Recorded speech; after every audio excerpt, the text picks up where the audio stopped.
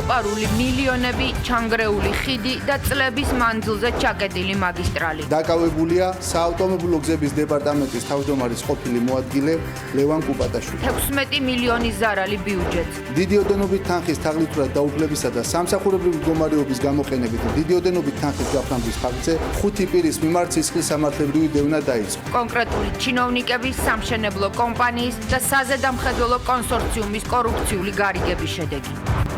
სარჩელზე პასუხი სარჩელი. ამჯერად ნაციონალური მოძრაობა ქართული ოცნების წინააღმდეგ. ჩვენი საერთაშორისო პარტნიორების იურიდიული საზოგადოების თხოვნით და მოთხოვნით იწყებს საკონსტიტუციო სამართალწარმოებას. NGO პარტია უცხოძალა. ვისი დავალებით ჩივის ყოფილი მმართველი პარტია საკონსტიტუციო სასამართლოში. ადამიანები არ ეკუთვნიან საკუთარ ხალხს, არ ეკუთვნიან საკუთარ ქვეყანას, არიან ჩვეულებრივი აგენტურის წარმომადგენლები და ემსახურებიან გარედან მიღებულ დაკუთრებას. კონსპირაციული შეხვედრა დიპლომატთან. საკითხებზე ისაუბრეთ. ეს ზოგადად საქართველოს მდგომარეობაზე. ქვეყნის დასჯის ჩვევა საკუთარი ინტერესებისთვის. შეეხმიანეთ ჩვენს კომუნიკაციებს და ისინი გეტყვიან. იწყებს თუ არა ქართული ოპოზიცია ახალ კამპანიას საქართველოსთვის ვიზა ლიბერალიზაციის შეჩერების მოთხოვნით. ამ პოლიტიკური პარტიებისთვის საკუთარი ვიწრო პოლიტიკური მიზნებისთვის ყველაფერია მისაღები. სახელმწიფოს დააზიანებს, საზოგადოებას დააზიანებს, სხვას დააზიანებს, არ აქვს ამას მნიშვნელობა. ეთერშია კურიერი 9 საათზე. ნათია ლაზაშვილთან და დავით კაკულიასთან ერთად. თქვენ უყურებთ კურიერ 9 საათზე. დღეს 10 ნოემბერია. გიყვებით დღის მთავარ თემებს და მოვლენებს საღამოშვიდობისა. საღამოშვიდობისა. რატომ არის წლების განმავლობაში ჩაკეტილი ახლა დაშენებული მაგისტრალი სამტრედია გრიგოლეთის მონაკვეთი? ის რის გამოც თბილისიდან უკვე უპრობლემოდ მიდიხარ ჩქაროსნული ავტობანით და გურიის მონაკვეთებზე გვხვდებათ პერმანენტული საცობები. მიზეზი მოპარული ფულია, შედეგი კი ჩანგრეული ხიდი. კონკრეტული ჩინოვნიკების, სამშენებლო კომპანიის და საზედამხედველო კონსორციუმის კორუფციული გარიგების გამო 16 მილიონი ლარი ზარალი მიადგა ბიუჯეტს, თუმცა ქვეყნისთვის მიყენებული ზიანი მხოლოდ ეს არ არის. მონაკვეთი, რომელიც გვერდსულის, სამტრედიის და აბაშის დასახლებებს აღმოსავლეთ-დასავლეთის საერთაშორისო დერეფნის ნაწილია ამ კორუფციულმა სქემამ და მოპარულმა მილიონებმა ასევე დააზარალა ქვეყნის სატრანზიტო პოტენციალიც. ამ ეტაპზე დაკავებულია ერთი პირი საავტომობილო გზების დეპარტამენტის თავმჯდომარის ყოფილი მოადგილე ლევან კუპატაშვილი. 4 ბრალი დაუსრებლად აქვს წარდგენილი. ესენი არიან სამშენებლო კომპანია აკორდის და მშენებლობის ხარისხზე პასუხისმგებელი საერთაშორისო კონსორციუმის წარმომადგენლები. აღმოჩნდა, რომ მილიონზე მეტი ჩაერიცხათ, მაგრამ მშენებლობის კონტროლი რეალურად არათუ არ განხორციელებულა, საქართველოშიც კი არ ჩამოსულან ექსპერტები. ყალბი აქტების შედგენის საფუძველზე 4 მილიონი მიითვისა, თავად სამშენებლო კომპანიამ გაყალბებულ დოკუმენტებს კი ხელს აწერდა საგზაო დეპარტამენტის მაღალჩინოსანი. სამტრედია გრიგოლეთის ავტობანის მონაკვეთის უხარისხო დაშენების გამო დამატებით კიდევ 12 მილიონი ლარი დაიხარჯა ბიუჯეტიდან. სამსახურებრივი უფლებამოსილების ბოროტად გამოყენება, ყალბი დოკუმენტების დამზადება და დიდი ოდენობით თანხების თაღლითურად დაუფლება. პროკურატურამ სამტრედია გრიგოლეთის დამაკავშირებელ მაგისტრალზე 2023 წლის 21 თებერვალს ხიდის ჩანგრევის საქმეზე საავტომობილო გზების დეპარტამენტის თავმჯდომარის ყოფილი მოადგილე დააკავა. ლევან კუპატაშვილთან ერთად უწყებამ სისხლის სამართლებრივი დევნა კიდევ 4 პირზე დაიწყო. გამოძიების ინფორმაციით, კუპატაშვილმა და სამშენებლო კომპანიის დირექტორმა ასევე პროექტის მენეჯერებმა სახელმწიფოს საერთო ჯამში 16 მილიონი ლარის მატერიალური ზიანი მიაყენეს. გამოძიებით დადგინდა, რომ 2018 წელს რეგიონალური განვითარებისა და ინფრასტრუქტურის სამინისტროს საავტომობილო გზების დეპარტამენტსა და სამშენებლო კომპანია აკორდ შორის ხელშეკრულება გაფორმდა სამტრედია გრიგოლეთის საავტომობილო გზის 1,5 კილომეტრიანი მონაკვეთისა და სახიდე გადასასვლელების სამშენებლო სამუშაოების შესრულებაზე. აღნიშნულ სამუშაოებზე საზედამხედველო მომსახურებას ახორციელებდა 4 საერთაშორისო კომპანიის ერთობლივი კონსორციუმი, რომლის ადგილზე ყოველდღიური საქმიანობის კონტროლი თავის მხრივ ევალებოდა საავტომობილო გზების დეპარტამენტს. პროექტის მიმდინარეობის და ხიდის მშენებლობის პერიოდში საზედამხედველო კომპანიის არც ერთი უფლებამოსილი ექსპერტ-ინჟინერი საქართველოში არ იმყოფებოდა და მშენებლობაზე საზედამხედველო ფუნქცია რეალურად არ ხორციელდებოდა, რაც ასევე ცნობილი იყო საავტომობილო გზების დეპარტამენტისთვის. მიუხედავად ზემოაღნიშნულისა, საქართველოში არ მყოფი საერთაშორისო კომპანიის ექსპერტი მაინც ადასტურებდა სამშენებლო კომპანიის წარმომადგენლების მიერ ყალბად შედგენილი შესრულებული სამუშაოების აქტებს, რასაც ასევე ხელს აწერდა საავტომობილო გზების დეპარტამენტის თავმჯდომარის იმჟამინდელი მოადგილე ლევან კუპატაშვილი. გამოძიებით ირკვევა ისიც, რომ მშენებლობაზე საზედამხედველო ფუნქცია რეალურად არ ხორციელდებოდა, რაც ასევე ცნობილი იყო საავტომობილო გზების დეპარტამენტისთვის. არქივი ინახავს 2 წლის წინანდელ ინტერვიუს, სადაც ლევან კუპატაშვილი ირწმუნება, რომ ხიდი უხმან ალექმა და წყალმოვარდნამ დააზიანა. უხმან ალექმა და წყალმოვარდნამ დააზიანა ერთ-ერთი ბურჯი 50-დან. შემთხვევას არავინ დაუზარალებია. ჩანგრეული ხიდის ტერიტორიაზე, სადაც ამ დროისთვის ინფრასტრუქტურული სამუშაოები მიმდინარეობს, დღეს კურიერის გადამღები ჯგუფი უსაფრთხოებიდან გამომდინარე არ შეუშვეს. უცხო პირთა შესვლა არ შეიძლება ობიექტზე.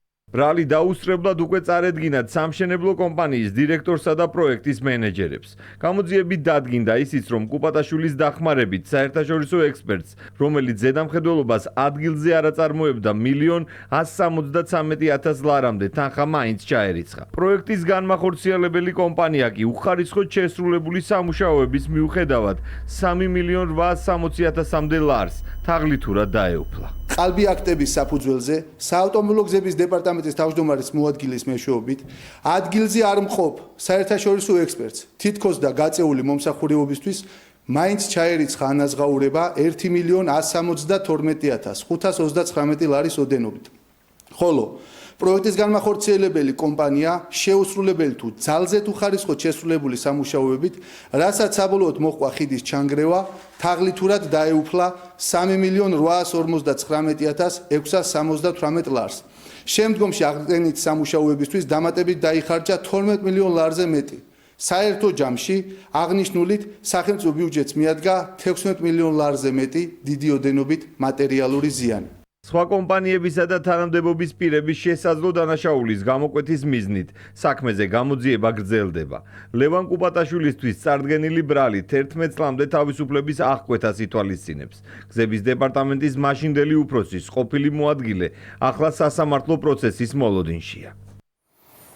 ბახმაროს შემდეგ დაბა ბაკურიანი კიდევ ერთი სამთო კურორტი, რომელიც კორუფციული გარიგებებისა და უკანონო მშენებლობების ერთ-ერთი მთავარი ეპიცენტრია. დაკავებულია კომპანია კრისტალ ჯგუფის დამფუძნებელი ვლადიმერ სტეფანიანი, რომლის კუთვნილი შპს ბაკურიანი ბიზნეს ჯგუფი.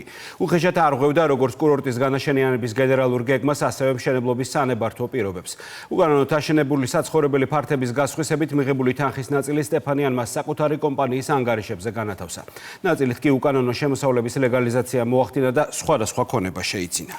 დაბა ბაკურიანი დიდველის ტერიტორია უკანონოდ დაშენებული 5 სასტუმრო აპარტამენტი, კერძო საბაგირო, კერძო სათხილამურო ტრასა და ტობოგანი, რომლითაც სარგებლობა და მხოლოდ კრისტალ ჯგუფის მომხმარებლებს შეეძლოთ. შესაძლებელია თუ არა ამ მასშტაბის ინფრასტრუქტურის ისე აშენება, რომ სქემაში გარეული არ იყვნენ სხვა პირები. დანაშაულის ხელშემწყობის საჯარო მოხელეების დადგენის მიზნით გამოძიება ჯერ ისევ გრძელდება. ვლადიმერ სტეფანიანი კი, რომელსაც 9-დან 12 წლამდე მუხლი აქვს აყენებული, დღეს სასამართლომ პატიმრობაში დატოვა და არ დააკმაყოფილა შუამდგომლობა, რომლითაც ბიზნესმენი 9 მილიონ ლარს იხდიდა გირაოში. კრისტალ ჯგუფის ხელმძღვანელი სასამართლოში ფინანსთა სამინისტროს საგამოძიებო სამსახურის ავტომობილით მიიყვანეს. სასამართლოდან კი ვლადიმერ სტეფანიანი პირდაპირ პენიტენციურ დაწესებულებაში გადაიყვანეს. უკანონო სამეწარმეო საქმიანობისა და უკანონო შემოსავლის ლეგალიზაციის ფაქტებზე დაკავებული მოსამართლემ ორთვიან პატიმრობაში დატოვა და წინა სასამართლოს ხდომის თარიღად 30 დეკემბერი გამოაცხადა. სასამართლო დარბაზში მყოფ კრისტალ ჯგუფის ხელმძღვანელს სიტყვის უფლებით არ უსარგებლია. ბრალთან დაკავშირებით მას პოზიციის გაჟღერება ამ ეტაპზე არ სურს. სტეფანიანი დუმს, თუმცა ბრალდების მხარე სამართლებრივ დეტალებზე ამახვილებს ყურადღებას. საქმის პროკურორმა სასამართლოზე ვრცლად ისაუბრა იმ მტკიცებულებებზე, რომლის მიხედვითაც კრისტალ ჯგუფის ხელმძღვანელმა დანაშაული ჩაიდინა. პროკურორ დავით კაპანაძის თქმით, სტეფანიანის საცხოვრებელ კორპუსებს კანონიერი სანებართო დოკუმენტის პირობების დარღვევით აშენებდა და ფართებს ყიდდა. მიზანი მეტი შემოსავლის მიღება იყო. არღვევდა დაბა ბაკურიანის განაშენიანების ნორმებსაც. ბაკურიანში ინფრასტრუქტურის განვითარება ხორციელდება შესაბამისი დაბა ბაკურიანის განაშენიანების გენერალური გეგმის გათვალისწინებით. შესაბამისად, პირველ რიგში სახელმძღვანელოდ მიღებული უნდა ყოფილიყო აღნიშნული დოკუმენტი. სწორედ აღნიშნულ დოკუმენტზე დაყრდნობით გაიცემოდა თავდაპირველად ნებართვა და უხეშად სანებართო პირობების დარღვევით უკვე თვითნებურად ესე ვთქვათ, რამოდენიმე სართულს ზემოდან აშენებდა. ის რომ სტეფანიანის სანებართო დოკუმენტის დარღვევას აღიარებს მისმა ადვოკატმაც დაადასტურა. ინტერესების დამცველი დღეს კრისტალ ჯგუფის ხელმძღვანელის გათავისუფლებას 9 მილიონიანი გირაო სანაცვლოდ ითხოვდა. დაცვის მხარე სასამართლოს არწმუნებდა, რომ ბრალდებულის პატიმრობაში დატოვების აუცილებლობა არ იყო და ის საგამოძიებო მოქმედებებს ხელს არ შეუშლიდა. სტეფანიანს განმარტებული აქვს, რომ ქონდა გარკვეული მშენებლობის ნებართვა, რაც გულისხმობდა მიწისქვეშა 2 სართულს, მიწის ზედა 2 სართულს და სხვას და განმარტებული აქვს სტეფანიანს, რომ აღნიშნული პროექტის დარღვევით ჩაატარა მშენებლობები. სამი წარმოო საქმიანობას ეწეოდა და ეხლა საკურველი მოგებაზე ორიენტირებული იყო. მონაწილეობდნენ თუ არა უკანონო სამეწარმეო საქმიანობასა და უკანონო შემოსავლის ლეგალიზაციაში. სხვა პირებიც ამის დასადგენად საგამოძიებო მოქმედებები გრძელდება. საქმის პროკურორის თქმით, გამოძიება მშენებლობის მონიტორინგის განმახორციელებელი ორგანოების მუშაობასაც სწავლობს. გამოძიების ინტერესს წარმოადგენს ასევე მშენებლობის მონიტორინგის პროცესის განმახორციელებელი ორგანოების მხრიდან შესაბამისი სამართლებრივი გადაცდომის საკითხების შესწავლა. 5 სასტუმრო, კერძო საბაგირო, სათხილამურო ტრასა და ტობოგანი ეს იმ ინფრასტრუქტურის ჩამონათვალია, რომელიც გამოძიების ინფორმაციით უკანონოდ აშენდა. უნებართოდ დაწყებული საქმიანობით კრისტალ ჯგუფში შემავალმა შპს ბაკურიანი ბიზნეს ჯგუფმა 2 მილიონამდე ლარი მიიღო. შემოსავლის ლეგალიზაციისთვის კი ვლადიმერ სტეფანიანმა თანხის ნაწილი შპს ბაკურიანი ბიზნეს ჯგუფს საბანკო ანგარიშებზე, ნაწილი კი პირად საკუთრებაში გადაიტანა. უძრავ-მოძრავი ქონება შეიძინა მასთან დაკავშირებული პირების სახელზე. კიდევ ერთი მკვლელობის მცდელობა დამკვეთი ისევ ელმურას მამედოვია. საქართველოდან გაქცეული წითელი ცირკულარი ძებნილი აზერბაიჯანული კლანის ერთ-ერთი ლიდერი და რეკეტიორი, რომელიც საქართველოში მცხოვრებ ეთნიკურ აზერბაიჯანელებს წილში უჯდება, აკისრებს გადასახადებს და უარის შემთხვევაში მათი მკვლელობის ბრძანებებს გასცემს. კრიმინალური ავტორიტეტი, რომელსაც ინტერპოლი წლები აეძებს, ამჯერად გარდაბანში მცხოვრები ფერმერის შულს სჭირდა სიკვდილით.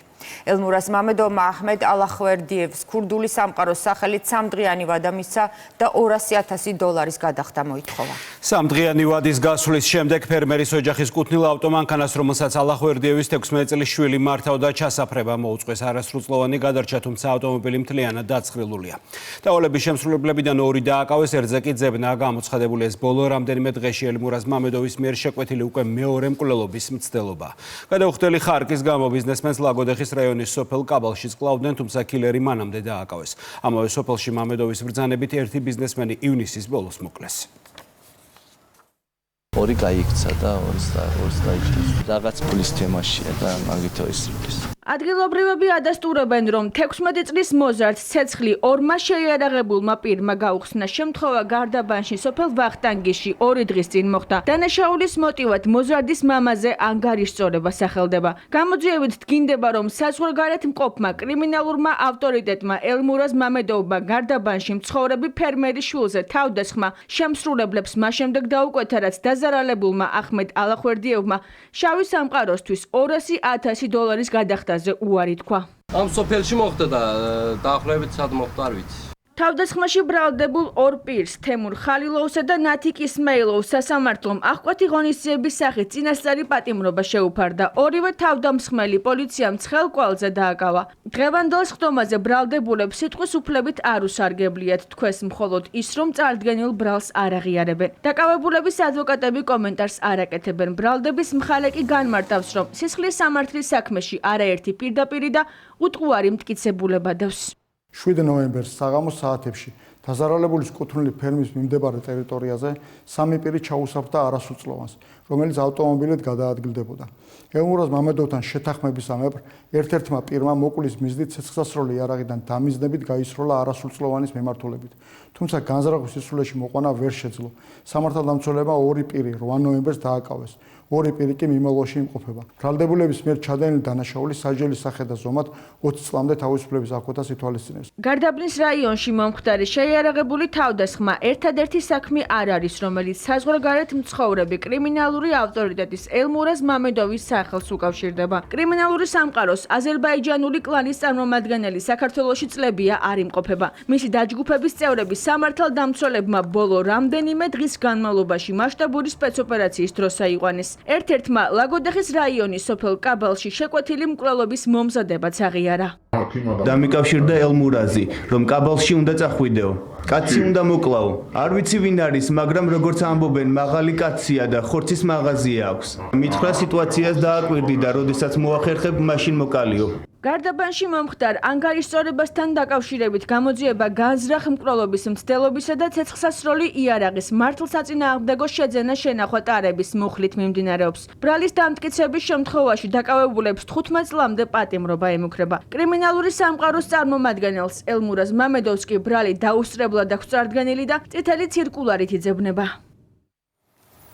სარჩელის წილ ნაციონალური მოძრაობის გადასარჩენად პარტიამ და ენჯოებმა დავალება ქვეყნის გარედან მიიღეს. სააკაშვილის პარტია ქართული ოცნების წინააღმდეგ საკონსტიტუციო სამართალწარმოების პროცესს იწყებს.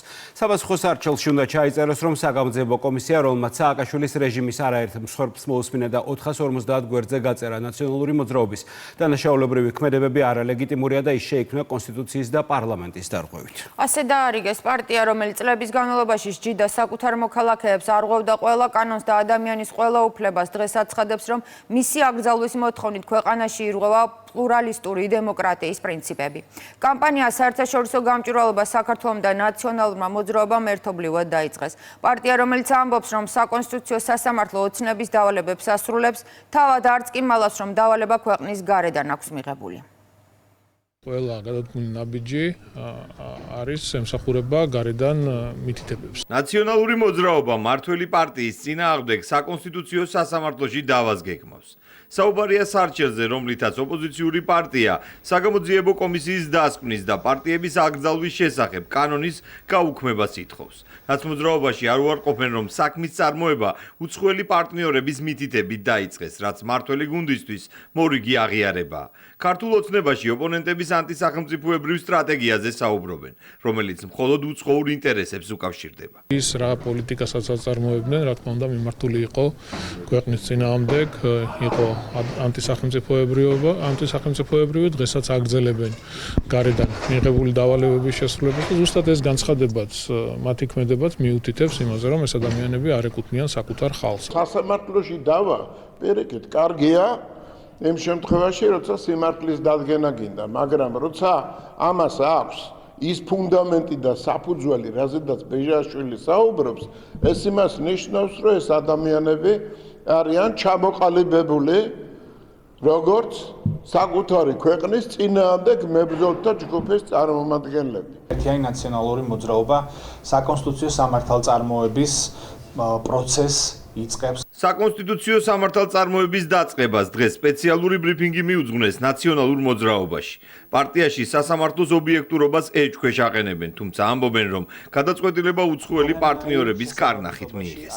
ჩვენი საერთაშორისო პარტნიორების იურიდიული საზოგადოების თხოვნით და მოთხოვნით ვიწყებთ საკონსტიტუციო სამართალწარმოებას, იმიტომ რომ ამ პროცესს ექნება გადამწყვეტი მნიშვნელობა სტრასბურგის ევროსასამართლოში შემდგომი სამართალწარმოების. ყოფილი სახელმწიფო პარტიის მიერ დაანონსებულ საკონსტიტუციო სამართალწარმოებას მალევე გამჭვირვალობა საქართველოს კვლევის გავრცელება მოჰყვა.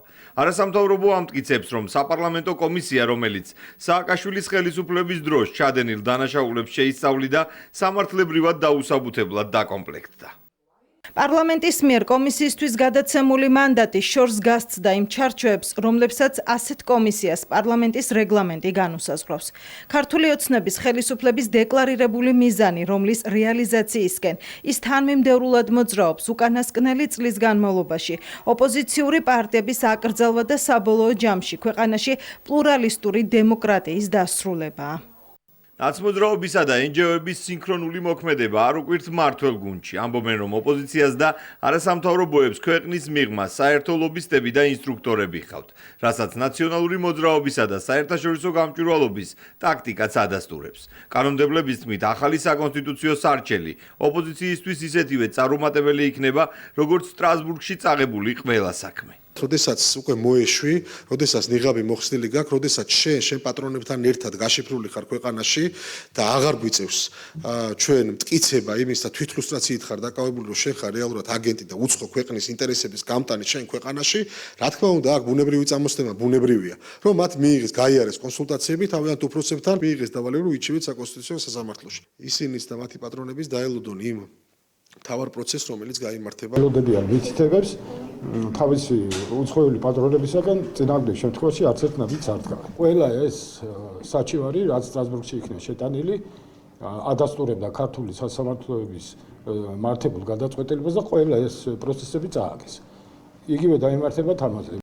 ნაციონალურმა მოძრაობამ სარჩელით საკონსტიტუციო სასამართლოს უკვე მიმართა. სასამართლოშია მართველი პარტიის მოთხოვნაც, რომელიც დროებით საგამოძიებო კომისიის 400 გვერდიანი დასკვნის საფუძველზე ნაციონალური მოძრაობისა და მისი იდეოლოგიური მოკავშირე პარტიების ანტიკონსტიტუციურად გამოცხადებას ითხოვს. გარიძალების იმედად დარჩენილ ოპოზიციას და NGO-ებს უკვე ჩვევაში აქვს გადასული ცრუ დასმენები და საკუთარი ქვეყნის წინააღმდეგ კულუარული შეხვედრები. რა კონსპირაციული შეხვედრა შედგა საფრანგეთის ახლად დანიშნულ ელჩსა და არასამთავრობო ორგანიზაციების წარმომადგენლებს შორის, სადაც ასევე იყო ყოფილი დიპლომატი და საგარეო დაზვერვის ყოფილი შეფი გელა ბეჟუაშვილი. შეხვედრა საიდუმლო იქნებოდა, რომ არა კურიერის კამერა. ოლივიე კურტოსთან 2 საათიანი შეხვედრის შემდეგ NGO-ები ირწმუნებიან, რომ ელჩს ქვეყანაში მიმდინარე პროცესებზე მიაწოდეს ინფორმაცია, თუმცა სხვა ეჭვი აქვს ქართულ ოცნებას. ეჭვების საფუძველი წარსული გამოცდილება, რასაც თან დაერთო პრაიმ ტაიმის მიერ მოპოვებული ინფორმაციაც, რომ ოპოზიცია უცხოელ მოკავშირეებისგან საქართველოსთვის ვიზა ლიბერალიზაციის შეჩერებას ითხოვს და შიში აქვს, რომ წინააღმდეგ შემთხვევაში უცხოელ პარტნიორებს მოუწევთ არა მათთან, არამედ საქართველოს ხელისუფლებასთან საუბარი. ეს არ არის პირველი შემთხვევა. საქართველოს კარგად ახსოვს კანდიდატის სტატუსის მიღების წინ ბრიუსელის კულუარებში ოპოზიციის კონსპირაციული შეხვედრები. ქართულ ოცნებას იმედი აქვს, რომ საფრანგეთის ახალი ელჩი არ იქნება გარეული საქართველოს წინააღმდეგ დაგეგმილ მორიგ პროვოკაციებში. საფრანგეთის ელჩი შეხვდით, როგორც ვიცით. დიახ, გავიცანი, მე არ ვიცნობდი და გავიცანი. შეხვდნენ, გაიცნეს, თუმცა რა საკითხებზე ისაუბრეს საფრანგეთის ახალ ელჩთან ოპოზიციის მხარდამჭერი არასამთავრობო ორგანიზაციების წევრები არ ამხელენ. ოლივიე კურტო 15-მდე NGO-ს არა საფრანგეთის საელჩოში, არამედ ერთ-ერთ საცხოვრებელ კორპუსში ფარულად შეხვდა. რა დავალებები მიიღეს დიპლომატისგან კონსპირაციულ შეხვედრაზე? კითხვა უპასუხოდ დატოვა შეხვედრის ყველა მონაწილემ. რა საკითხებზე ისაუბრეთ? ესე ზოგადად საქართველოს მდგომარეობაზე. ახალი ელჩია ჩამოსული ჩვეულებრივი ამბავია ხდება. მე ახლა როგორც დიპლომატი, როგორც ყოფილი მინისტრი, გავიცანინ, სასემონ ადამიანია. უნდა გულწრფელად დახმარება საქართველოსი. დავალებებს ელჩებისგან არ ვიღებთ. შეხვდით საფრანგეთის ელჩს.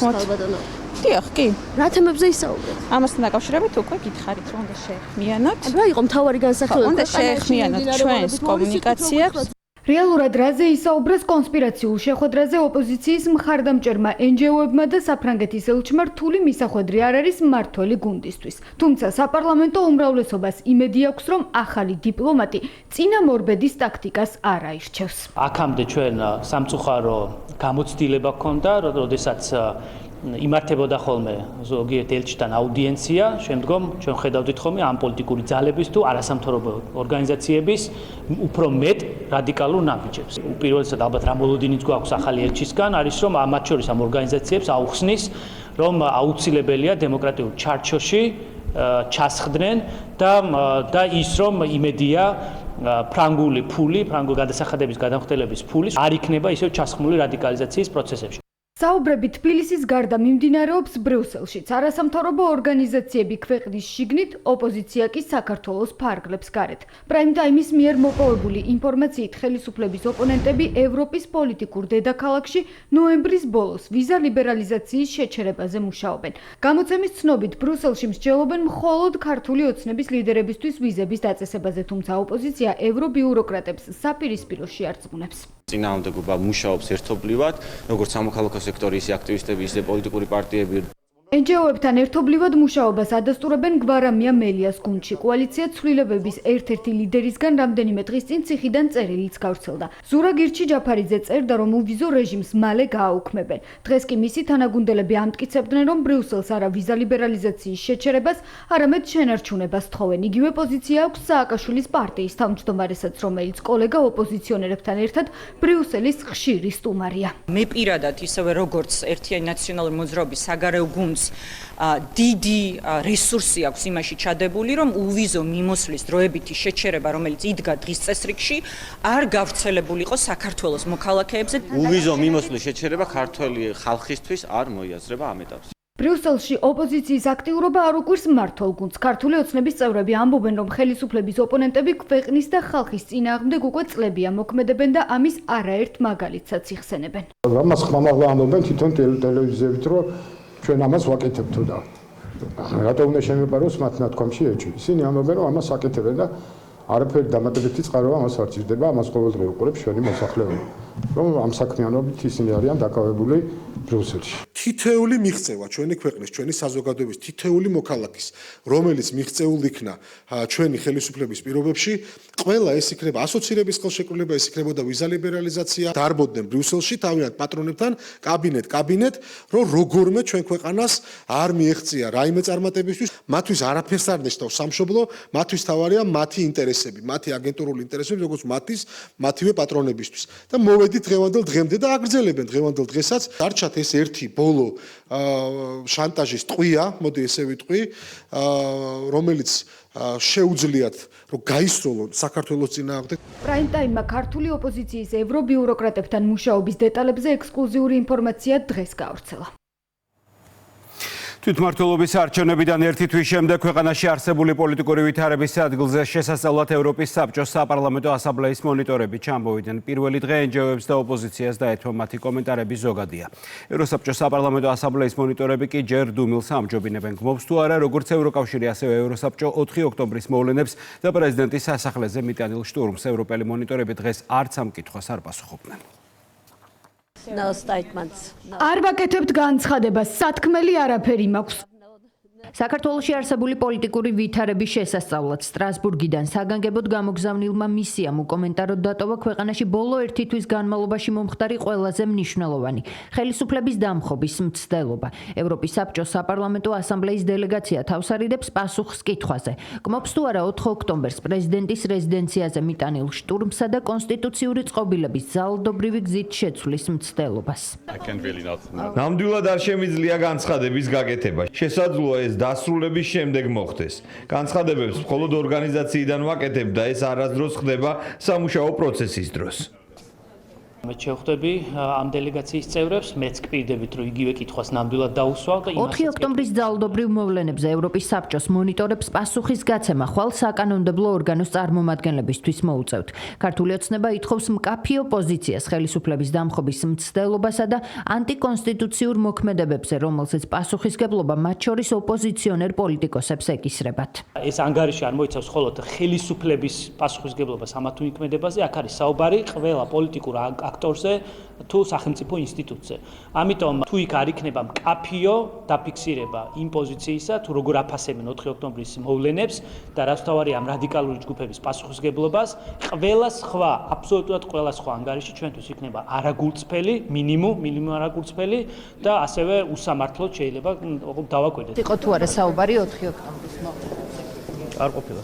იმის მიუხედავად, რომ ევროპის საბჭოს საპარლამენტო ასამბლეის მონიტორინგის კომიტეტმა ანგარიში ყველა პოლიტიკური აქტორის ქმედება უნდა შეაფასოს, არასამთავრობო ორგანიზაციები მაინც ამტკიცებენ, რომ 4 ოქტომბრის ძალადობრივ მოვლენებზე არ უსაუბრიათ. სწორედ NGO-ებთან შეხვედრი დაიწყო და 2 საათს გაგრძელდა დახურულ კარს მიღმა შეხვედრები ევროპულ დელეგაციასთან, სადაც არასამთავრობო ორგანიზაციების მტკიცებით მხოლოდ მათ საქმიანობაზე ისაუბრეს. ჩვენაშუაში ვართ 4 ოქტომბრის მოვლენებთან დაკავშირებით. არ ყოფილა ამაზე საუბარი ჯერჯერობით ყოველ შემთხვევაში, ანუ ჩვენთან მიმართებით აინტერესებდა ჩვენი მდგომარეობა, ანუ როგორ ფუნქციონირებთ, რა პრობლემები აქვს და ასე შემდეგ. იგივე სამტკიცებს ოპოზიციაც ამბობენ, რომ ევროპული საბჭოს საპარლამენტო ასამბლეის დელეგაციასთან 4 ოქტომბრის ძალადობრივ მოვლენებზე არ უსაუბრიათ და ხელისუფლების დამხობის მცდელობის შესახებ კითხვები თავად მონიტორებსაც არ გასჩენიათ. არ ქონია 4 ოქტომბერს დაკავშირებით საუბარი აქ. არ უკითხავთ, ესეთი კითხვა. მათ აინტერესებდა ჩვენი პარტიის საქმიანობა. 4 ოქტომბერს რუსულ სპეცოპერაციაში არ მიგვიღია მონაწილეობა, ამაზე ხაზგასმით კიდევ ერთხელ ვისაუბრეთ და ის რომ ამ არჩევნებს არანაირი ლეგიტიმაცია ქვეყნის შიგნით არ ჰქონდა, ეს ძალიან კარგად ესმით ჩვენ საერთაშორისო პარტნიორებს. ოპოზიციის მიერ მონიტორინგის კომიტეტის წევრებისთვის მიწოდებული ინფორმაცია, რომ ქვეყნისთვის საზიანო იქნება, ამაში მართველი გუნდი დიდი ხანია დარწმუნებულია. ქართულ ოცნებაში ამბობენ, რომ სწორედ მათი ოპონენტების ქმედებებია ბრიუსელის უსამართლო დამოკიდებულებისა და უსაფუძვლო ბრალდებების ერთ-ერთი მთავარი საფუძველი. არანაირი მიზეზი და საფუძველი იმისა, რომ ჩვენ წინააღმდეგ რაიმე პრეტენზია ჰქონდეთ, არ არსებობს. ყველა სიცრუის და მოგონილი რაღაც ნარატივების გარდა რესურსი არ გააჩნია იმ პირებს, ვისაც დღეს ეს დელეგაცია ხვდება და ესაუბრება. დუმილი არის ის გამოძახილი რეალურად და ის პოზიცია, რომელიც პოზიციაც სამწუხაროდ ჩვენს ეგრეთ წოდებულ მეგობრებს აქვს. ნებისმიერი განცხადება თუ ქმედება, რომელიც ბრიუსელის სხვადასხვა კაბინეტში ამათი კოლექტიური ნაცმოძრაობის ლობისტების ტვინში და თავში იხარჩება იმის ესე ვთქვათ მაგალითი, ნათელი თუ როგორი უსტანდარტობით არის დაკავებული უსამართლო პოლიტიკას, რომელიც მოდის სამწუხაროდ დღეს ბრიუსელიდან, ამას გავცემთ ყოველთვის სამართლიან პასუხს. ყოველთვის ვამხელთ მათ უსამართლობას. ქართული ოცნების წარმომადგენლები ევროსაბჭოს საპარლამენტო ასამბლეის დელეგაციას ხვალ შეხვდებიან. 4 ოქტომბრის ძალადობრივი მოვლენების შეფასებას თვეზე მეტია უშედეგოდ ელოდება ბრიუსელიდან ოფიციალური თბილისის პარლამენტის თავმჯდომარის ვრცელი წერილის ადრესატიც ევროკავშირია. შალვა პაპუაშვილი ევროპელ პოლიტიკოსებს დემოკრატიის პატივისცემას, საქართველოს მიმართ სამართლიან მიდგომას და 4 ოქტომბრის ძალადობრივი მოვლენებისთვის სახელის დარქმევას ითხოვს. მმართველი ძალა ბრიუსელს კიდევ ერთხელ მოუწოდებს უარი თქვან უსაფუძვლო კრიტიკაზე და გადადგან შემხვედრი ნაბიჯები, რომელსაც თბილისი უკვე დიდი ხანია ელოდება. პარლამენტის თავმჯდომარისთვის დემოკრატიის პატივისცემაზე გადის ბრიუსელის მხრიდან ქართველ ხალხთან ურთიერთობის აღდგენის გზა. Facebook სტატუსში შალვა პაპუაშვილმა დაწერა, რომ ბოლო დროს საქართველოსა და ევროკავშირს შორის გართულებული ურთიერთობის წყარო სწორედ დემოკრატიის უპატივცემულობაა. პარლამენტის სპიკერის განცხადებით შეუძლებელია პატივსცემდე დემოკრატიას და სხვა ხალხების არჩევანში ერეოდე. არ ემიჯნებოდე პოლიტიკურად მოტივირებულ დანაშაულებს და არ გმობდე 4 ოქტომბრის ძალადობას. სოციალურ ქსელში სტატუსის გამოქვეყნებამდე კი შალვა პაპუაშვილმა ბრიუსელის მხრიდან დაკარგულ ღირებულებებზე კურიერი PS-თან ინტერვიუშიც ისაუბრა. ხო, საბოდიშვი აქვს რუსთავიორის საქმეზე, საბოდიშვი აქვს მელიას, გვარამიას, სააკაშვილის სხვა საქმეებზე. მათ შორის ბრიუსელს აქვს საბოდიშო და ნაცვლად ბოდიშისა კვლავ ასე ვთქვათ, ესე უტიფრად ხედავთ პრეტენზიებს. წინამძღოლში ამ პრეტენზიების მიზანი არის ის, რომ თავს მოგვახვიონ სისტემა, რომელთაც საქართველოში მოსამართლეებს დანიშნავენ გარედან. ქართული ოცნების ლიდერების განცხადებით, თუ ევროპული ბიუროკრატია შეცვლის საქართველოსთან დამოკიდებულებას და სამართლიან მიდგომებზე გადავა, ბრიუსელსა და თბილისს შორის ურთიერთობაც ძველ ნიშნულს დაუბრუნდება. მზად მეგობრობისთვის, მზად პარტნიორობისთვის ეს სამხრივი ვერ იქნება. გვეუბნებოდნენ ერთი მხრივ, რომ ჩვენ თითქოს მეგობრები ვართ საქართველოს და მეორე ხელით სახელმწიფო გადატრიალებებს რევოლუციის მოწყობას, ექსტრემიზმის ახალისებას, მოძალადეების ახალისებას ეწეოდნენ და ეს რა თქმა უნდა ძალიან მძიმეა. ეს არც მეგობრობაში არ ჯდება, არც პარტნიორობაში.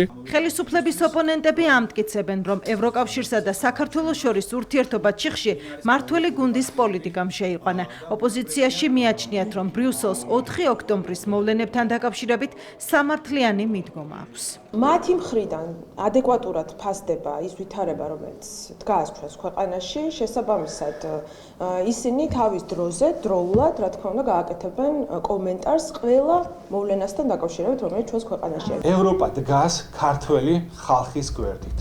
მათ ყველაზე ძალიან კარგად იციან, რომ ქართველი ხალხის 80%-ზე მეტი მხარს უჭერს საქართველოს ევროკავშირში გაწევრიანებას. ამ ვითარებაში სამართლიანი და ობიექტურიც არის ჩვენი ევროპელი პარტნიორების მხარდაჭერა ქართველი ხალხის მიმართ. საპარლამენტო უმრავლესობაში აცხადებენ, რომ თუ ევრობიუროკრატია საქართველოს ეროვნული ინტერესების გათვალისწინებაზე უარს ითხოვს და მხოლოდ უსაფუძვლო კრიტიკის რეჟიმში დარჩება, ეს ქართულ საზოგადოებაში ევროპული ინსტიტუტების მიმართ სკეპტიკურ განწყობას გაზრდის.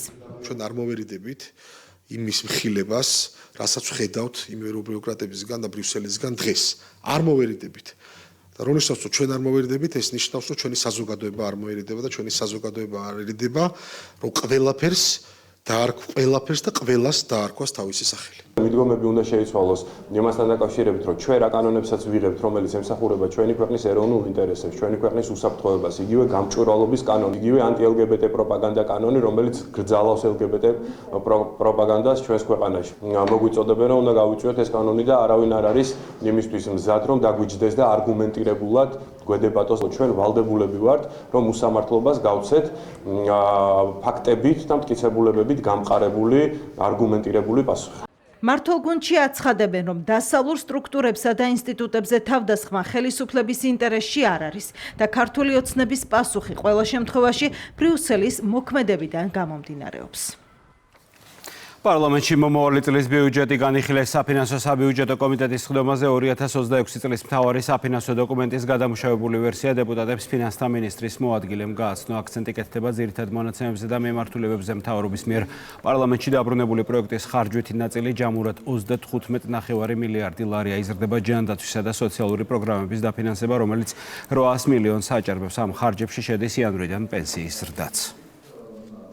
ასიგნებების ნაწილში გარკვეული ცვლილებები გვექნება, რიგ შემთხვევებში იქნება და რიგ შემთხვევაში ნაწილი იმ შენიშვნების, რომელიც პარლამენტის მიერ იქნა გამართული, შეიძლება წესვე მოხდეს მათი დაფინანსება, ამიტომ ორივე ბიუჯეტი თქვენს წინაშე საბოლოო ვარიანტი თვის ბოლომდე იქნება წარმოდგენილი. რეალური ეკონომიკური ზრდა არის 5% და შემდგომ წლებში 5.3%-ია საშუალო რეალური ეკონომიკური ზრდა. ასიგნებებს რაც შეეხება მომდევნო წლისთვის ჯამში განსაზღვრული გვაქვს სახელმწიფო ბიუჯეტის ასიგნებები 30.475 მილიონი ლარის ოდენობით, რამდენიმე ძირითად უწყებას მოგახსენებთ, მათ შორის ჯანდაცვის სამინისტრო 9.620 მილიონ ლარს აჭარბებს ჯანდაცვის სამინისტროს დაფინანსება, აქ მოგახსენებათ პენსიების ნაწილი არის განსაზღვრული. განათლებისა და მეცნიერების სამინისტროს კუთხით გათვალისწინებული გვაქვს 2.615 მილიონი ლარი, კულტურის სამინისტროს დაფინანსება შეადგენს 319 მილიონ ლარს, სპორტის სამინისტროს გათვალისწინებულია 295 მილიონი ლარი, ინფრასტრუქტურის სამინისტროს ნაწილში გამოყოფილი გვაქვს 3.97 მილიონ ლარამდე, გარემოს დაცვისა და სოფლის მეურნეობის სამინისტრო 855 მილიონი ლარი, რეგიონული განვითარების სამინისტრო 110 მილიონი ლარი, ეკონომიკისა და გრადი განვითარების სამინისტრო 1.142 მილიონი ლარი. შეერთებული შტატების ისტორიაში ყველაზე ხანგრძლივი შატდაუნი დასასრულს უახლოვდება. ბიუჯეტთან დაკავშირებული პირველადი შეთანხმება რესპუბლიკელებსა და დემოკრატ სენატორებს შორის მიღწეულია. ქვეყანაში მომავალ 3 დღეში საბიუჯეტო დაფინანსებაზე მყოფი სტრუქტურები ხელფასის მიღებას კვლავ შეძლებენ. 40 დღიანი შატდაუნის შეწყვეტის მთავარი მიზეზი რესპუბლიკური პარტიის თანხმობა გახდა. განიხილონ შესაძლებლობა 2026 წლის ბიუჯეტში შეინარჩუნონ ჯანდაცვის პროგრამის სუბსიდიები.